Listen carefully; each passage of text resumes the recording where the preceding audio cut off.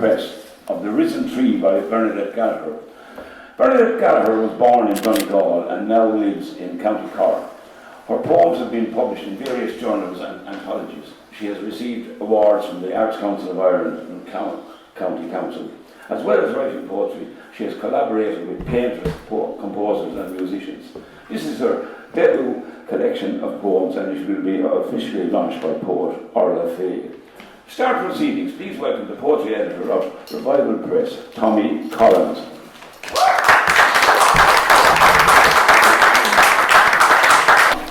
So hello everybody and welcome to all of you here today. It's great to see such a good crowd for the release of Bernadette Gallagher's debut collection, The Risen Tree. As Tom said, my name is Tommy Collins and I'm poetry editor at Revival Press, the poetry imprint of the Limerick Writers' Centre. My job here today is just to tell you all a little bit about what we do at the Limerick Writers' Centre, especially our community publishing programme.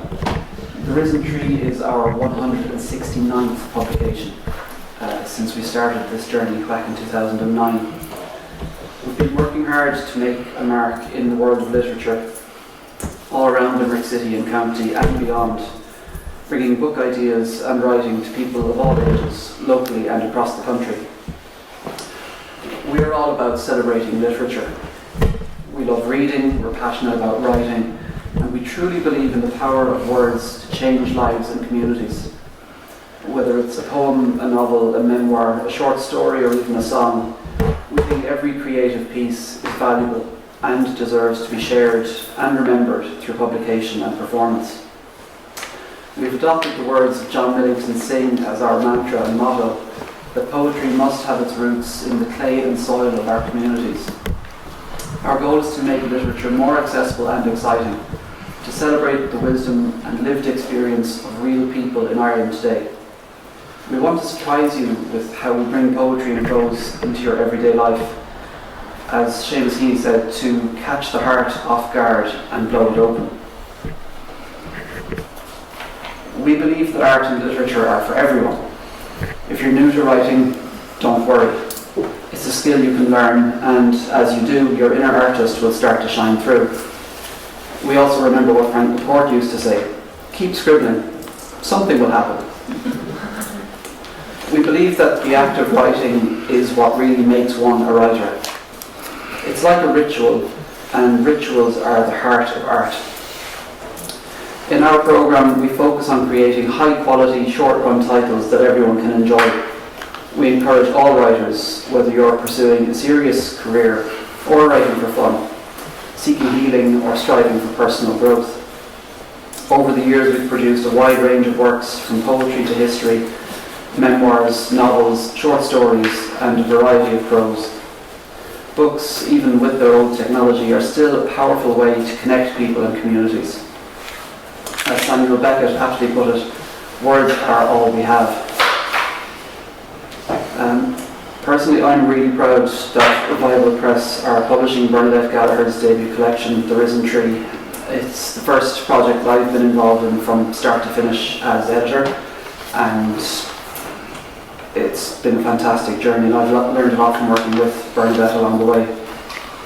The title poem of this collection evokes images of running, pausing, and then endeavouring to keep going. And it starts us on a journey through 41 wonderful, thoughtful poems. Each piece is like that fallen tree in the opening poem. It makes us pause to think and appreciate the details in the living world around us. I would like to offer huge congratulations to Bernadette on the book, and we hope it's a ladder to the stars for you.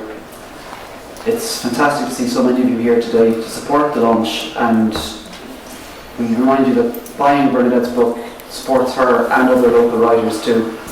But more than that, it is truly a wonderful read. So on behalf of Revival Press and the Limerick Writers' Centre, a big shout out to Bernadette for letting us publish her work. Thanks also to the People's Museum of Limerick for hosting us again in this lovely venue, to Orla Fay for the upcoming launch, and a special thanks to our team at the Limerick Writers' Centre, especially Catherine Shields for her design work. Bernadette had a unique and precise vision for this book, and I think you'll agree that Catherine really did help bring it to fruition. So here's to a great afternoon.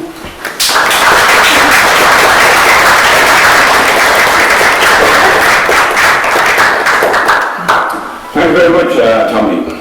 And now, Orla Fay. Orla Fay is a member of Boyne Writers Group. She is the editor of Drawn to the Light Press and the former editor of Boyne Berries. Her debut full-length poetry collection, Words from Salmon Poetry, was published in 2023. Orla Fay. Good afternoon, everyone. It's wonderful to be here in the People's Museum in the heart of Limerick City to launch Bernadette Gallagher's collection, The Risen Tree. I first encountered Bernadette in early 2016 when I published her poem Shades in Boyne Berries 1916. Boyne Berries was a journal of poetry and prose founded by Boyne Writers Group, which I edited for 7 years from 2014 to 2021. Bernadette's poems explored the nuances of memory and experience, ranging from the personal and local in the universal and global. They include poems on life, humanity and nature to poems on refugee and war. In 2023, she was awarded a residency at the Tyrone Guthrie Centre by Cork County Council, and in 2021 she received an Agility Award from the Arts Council of Ireland. This, her first book of poetry, The Risen Tree, is published by Revival Press. Her poem Father to Daughter was translated into Arabic by the Egyptian academic translator and writer Dr. Salwa Goda and published in the Jordanian journal Taqwa in November 2023. She has written an essay on Dorothea Herbert in Irish Women Poets Rediscovered, Readings in Poetry from the 18th to 20th Century, edited by Maria Johnson and Conor Linney, and published by Cork University Press. In 2018, Poetry Ireland put a call out for papers to explore issues raised in relation to the Irish poetic canon, and specifically with the issue of missing voices, Irish women poets of the 18th to 20th centuries. Bernadette's proposal was accepted and she presented a paper at this conference. She was subsequently asked to submit her essay for publication in the above book. Her poetry has been anthologised in Cork Words 3, Tabula Rasa, among others, and published in Agenda, Cranog, The Stinging Fly, The North, The Frogmore Papers, Strike, New Isle Press, Southward 41, Irish Examiner, Boyne Berries, Ropes, Stanzas, in the US Peace Journal Dovetails, and in various online journals including headstuff.org, Pickeroon Press, Poethead, The Incubator, Live Encounters, Backstory, Other Terrain, Shotglass Journal, The Galway Review, Pandemic, The Poetry Shed, issue number 1 of Baltina, and issue number 4 of Drawn to the Light Press. So, each poem in The Risen Tree is a meditation on the psalm. And it is serendipitous that so close to Easter we have a collection about life possibly overcoming death, about memory, about mortality, morality, and what it means to be human. The title poem opens the collection. Gallagher writes, "I think of all the dead below us, feeding us, sustaining us, wanting us to go on." Throughout, the poet questions mortality. The final poem, Lifeline, stoically accepts that death is a part of life as much as birth is. She writes, "The man who is near to death knows there is no going back, no better. Imagine delaying a birth." The epigraph from Sappho might seem grim or gloomy, but it may be just the poet's acceptance of mortality and the passing of us all into oblivion as dim shapes having been breathed out. It was believed to be a chastisement by Sappho of a noblewoman who had no time for creativity. Gallagher describes it as a trigger for a journey through days, seasons, years. These fragments become a distillation of the poet's life.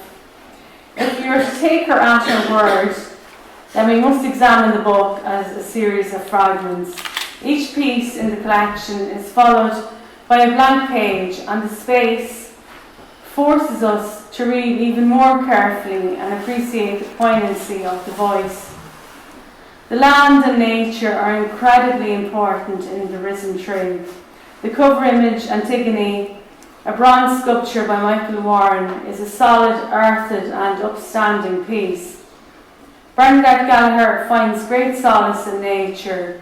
In Life of a Fly, she looks to the natural world for comfort and writes, "Today I want to see what I see. My thoughts of evil doing by gods and man are too easy to conjure up." Similarly, it is the minuscule in nature that pricks the poet's conscience in The Fail is to Live. A bug removed from a glass house and thrown on the grass, while being unable to remove another two, causes the poet to reflect on, what had I done, separated a parent from their young? Agriculture is found in the woods, tomatoes, the animals of the collection. We find blackbirds, thrush, robins, crows and deer. In winter food it is noted that all these dead things will become compost, sustain new life. School is a strong feature of the past in the collection and a source of disillusionment for the poet. In Legacy, the child learns about shame, Nora, and the sting of rulers not used for measuring. In Hell on Earth, we are brought back to those days you hated. In The Myth of Mankind, Gallagher says, "I turn away from truth, don't want to hear how men abuse." The dark side describes the weight of keeping secrets. Keeping secrets is a burden. Even a mule would falter if its back were so weighed down. Spirituality is of course evident in the collection. The Book of Psalms from the Old Testament is a collection of 150 ancient Hebrew poems, songs and prayers that come from different eras in Israel's history that praise God. In the one within, an omniscient presence is the wind and the rain, the air, and the voice on the phone, in my ear, in my head, as I sleep when I awaken. While in Morning Light, the poet questions of faith, but also wonders about scientists who search, find ways to change our lives, to look into the void, black holes, where heather does not grow. The stars make gorgeous appearances in the middle path, where Gallagher writes, "Sometimes we reach for the heavens to find darkness, and from the depths of hell we find light." And in Sixth Sense, to pull back the curtains of gauze and glimpse into an ocean of stars, to know we are not alone when we are alone. Perhaps the crux of the book is found in the arguments posed in Caress My Brow and A Moonless Night. In the former, the poet asks us, who remembers us if not prompted, left alone, they will not recall.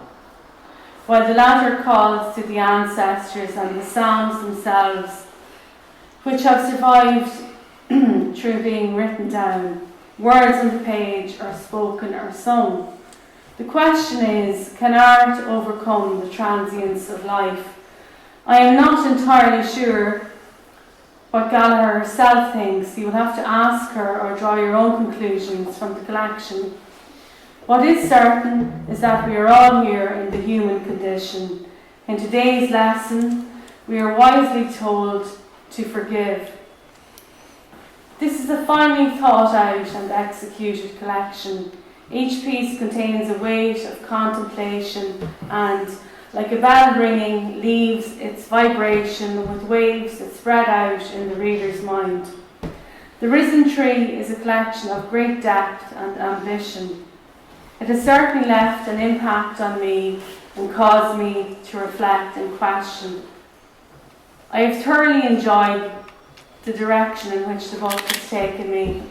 Bernadette told me when I asked what her main themes were that we write to find out and to question. She has certainly achieved this with the Risen Tree. Congratulations, Bernadette.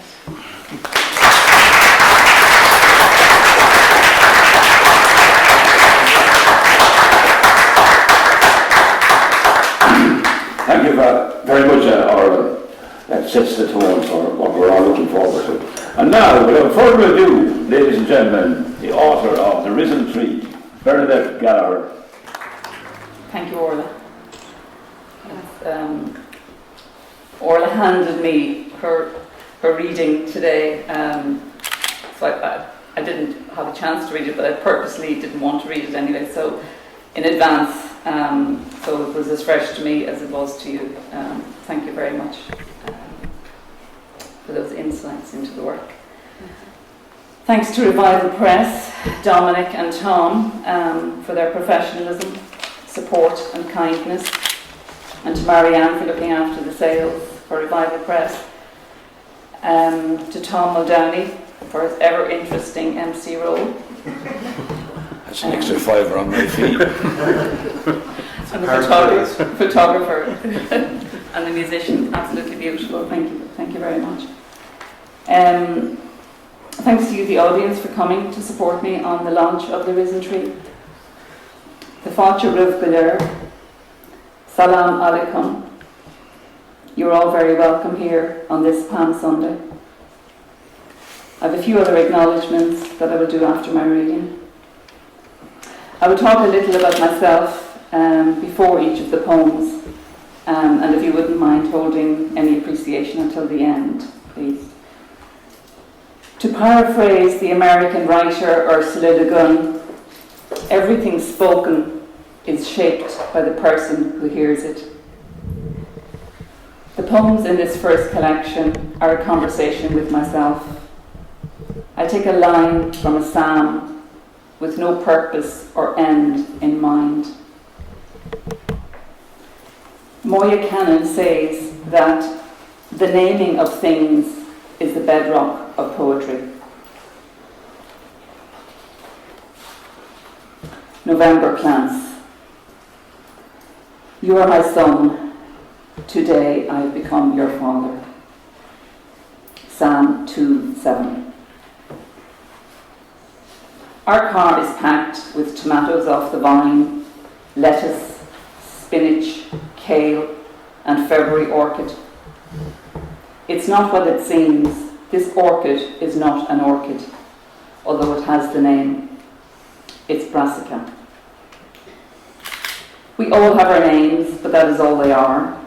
One's name may be changed or shortened. I abbreviated mine before I was 20. Later, I adopted the name given to me at birth. Our son is known by different names. We call him what we named him. His friends and partner have their own names for him. He is still ours, whatever the name. He is himself. These fruits we bring as an offering. Who am I? I was born in 1959 in the townland of Lackbeg, outside the fishing village of Burtonport in County Donegal. It was a remote, rural, maritime area. Our house backed onto the sea. As children, we swam all through our early summers, fished for crabs and threw them back. I was the second youngest of 8. When they were old enough to fend for themselves, each sibling left so that the house never seemed too busy. My father was a plasterer by trade, a small farmer, although in terms of good land in County Limerick or Cork, 2 or 3 cows, I don't know if he would even be termed a farmer. He was an avid reader, a stargazer and a philosopher. Both of my parents were great letter writers. My mother was a maker of clothes, of knitwear and of butter. She was also a butcher, in that a hen was sacrificed maybe once a month. Visitors often walked past our house on the way to the pier. She was a wonderful conversationalist and frequently tempted them in to have tea and a chat. I don't know whether it was from reading Gulliver's Travels as a child or maybe meeting the foreigners brought in for tea, but I always had the urge to move away, at the same time envying those who are content to stay. The one within, and from his sacred hill he answers me. Psalm 3:4. When I call, I know that he is near, or somewhere above, not below. Sighs I cannot capture. He is in the wind and the rain, the air, the leaves that fall in autumn, or those cut off by a gale in summer. He is in the earth where I stand, where I walk, a garden full of crops, weeds and all. He is the voice on the phone, in my ear, in my head, as I sleep, when I awaken. He is the hill on the horizon, the mountains far away, the dip in the valley, the water that cuts through rock, the rumble under our road. He is the smile of a stranger, the face from a photo of ones no longer alive. He is here, hungry for breakfast, hungry to go. I was a curious child. I'm a curious adult. I love my garden. I love digging, sowing, planting, harvesting, scything. I see a snail and am fascinated by their stillness, their relative swiftness, their life, how they move, how they decide where to go next, their flexibility, the wonder of it all, the beauty of it all. As a child, I had a visual image of myself at a desk with paper and pencils. Throughout my working life in administration, training and IT, I assumed that was the materialization of the image. Curiosity kept my interest in everything I did. Poems are the response to this curiosity. Winter food. It is sung by children and babies. Psalm 8:2. It is November. Tomatoes, dark red and yellow, still holding on. It would seem their time for fruiting is long gone. Some plants already uprooted, piled with leaves and tomatoes past their best. All these dead things will become compost, sustain new life. Each morning I gently press a tomato to ask if it is ready. Some stay hard longer than they should, not yet ready to go. I understand and leave them a few days, even weeks. Some plants are straggly but hold gold globes, and I feel they deserve to stay just another day. Wouldn't you love to be a tomato in my glass house? Conversation with ourselves between our unconscious and conscious minds. Having a sense that we are not alone, even when it would seem that we are. Sixth sense. Protect me as you would your very eyes. Hide me in the shadow of your wings. Psalm 17:8. The clouds opened to a moon center stage, a halo surrounding it. Bullseye. To pull back the curtains of gauze and glimpse into an ocean of stars. To know we are not alone when we are alone.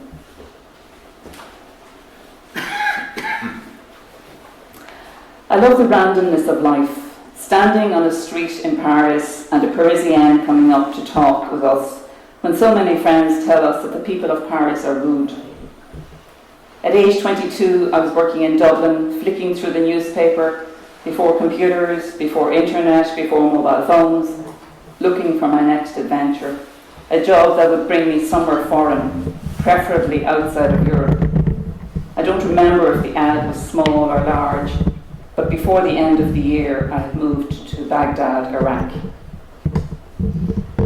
It was in Baghdad that I met a girl from Galway, Louise Carmody, who was to become one of my best friends, and her sister Rosemary. I think their family originated from the Limerick area, so there's another connection. Another random story on a visit from Baghdad to Basra. I drove there with two gay guys from the UK, and as we were buying bananas at the market, not having seen a banana for quite a while, a soldier pinched me on the bottom, and my response was quick and accurate, hitting the back of his head with a banana skin. Afterwards I thought, crikey, that was foolish. But the culprit kept on walking and life returned to normal. Fighting. Peace. We will sing and praise your power. Psalm 21:13. Peace survives in pockets, as those with different accents. We will continue to sing and praise the victor, if not of this war, the last or next. I mentioned travelling to Basra in the south. I also travelled north toward the Turkish border, where my Japanese colleagues and I stopped off at our Iraqi driver's village, where we were fed for the day after a ritual sacrifice of a lamb in our honour. It took 30 years after my return before I wrote anything about my experience in the Middle East, and even then it was just a short poem. The first line or two, a conversation with my dad. Do you realise there's a war on? I didn't. That poem was translated into Arabic this year by an Egyptian academic. On the day that I was informed that the translation was online, I was on a train journey where I met and started up a conversation with Salim and his mother Suad, the poem being the spark that ignited this random connection. Thinking about the darkness in our lives and in the lives of those being kept in the dark, being pushed back, pushed down, captive. Fling wide the gates, open the ancient doors. Psalm 24:7. Let the caged birds fly. You who have held them prisoner, kneel down and pray. Sing out all you know. Sing loud in praise of those who now look down on you. Listen to their song and know what you hear is the word of angels.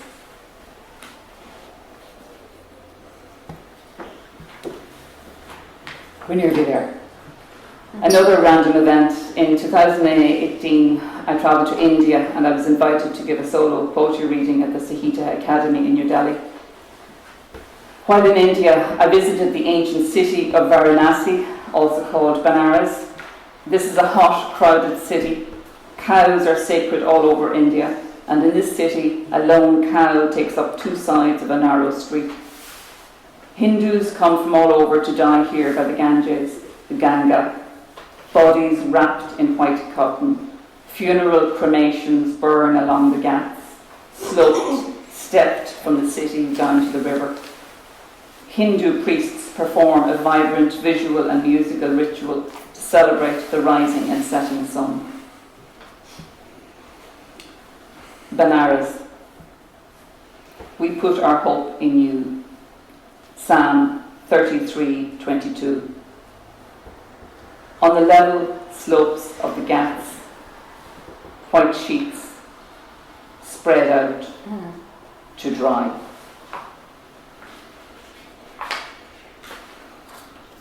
And so to our feathered friends and to my final poem. After reading this poem, I have a few acknowledgements to make. Thank you all very much for listening. Crow Song. I sing a hymn of thanksgiving. Psalm 26:7.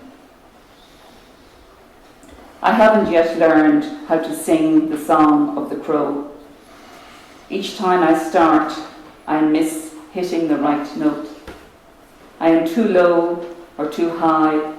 I reach down when I need to go up, and up when I should drop. Each day I start again where I think the beginning is, and take crow steps, looking right and left, and then I take off.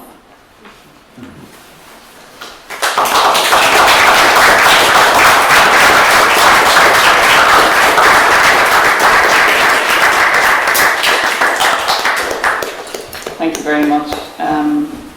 I just have a few announcements I'd like to make.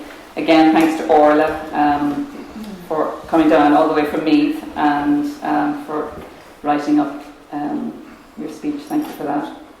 And to Tommy Collins, it's been great getting to know Tommy and looking forward to his publication, his second one shortly. And to Dominic Taylor, as Orla said, the way that I wanted the book, I was very clear what I wanted and how the book was going to look. So I really appreciate the support that Dominic gave me to allow me to do that. I really value it. I'm very pleased with the result. And to all at Revival Press, to Cork County Council, Library and Art Service for awarding me the residency of the Tyrone Guthrie Centre, Anna McCarrick, where I put the finishing touches to this book and started a new stream. To John Philip, my husband, to John Louis, our son, and Inez, his partner. To Casey Jarrin, who isn't here but will be opening for me in Cork at the Cork launch. Casey helped me with editing of this book and for her belief in this collection. To Mark Patrick, who doesn't want to be acknowledged, but I'm acknowledging him for offering selected translations of the Psalm quotations. I really, really value getting those inclusive translations. And to Placid Murray for introducing me to the Psalms.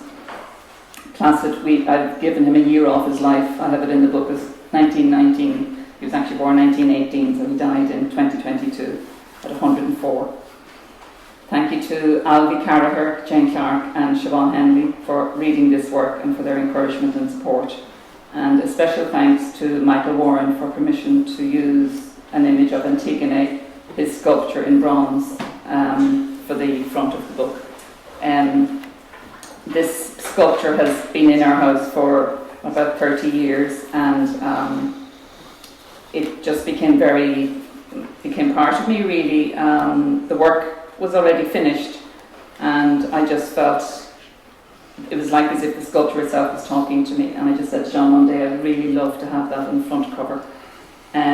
Michael has had a brain tumour, and we went up to Wexford just last Patrick's weekend to read some poems to him, and he was really happy with the way the book looked, and he just took out I've got a little bookmark made as well, and he just took it out and just looked at it, and he was just so pleased. So having the book means a lot to me, and having Michael's piece on it means a lot as well. So, thank you. Thanks, everybody.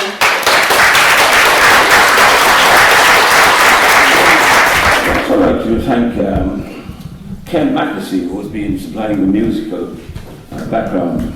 Ken McAsee.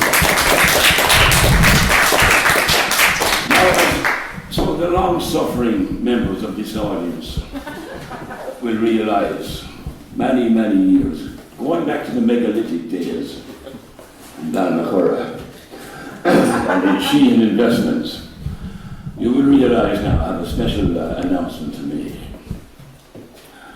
Please help to alleviate any potential poverty in the beholds of the publisher and the author. Buy the book. Good evening and thank you.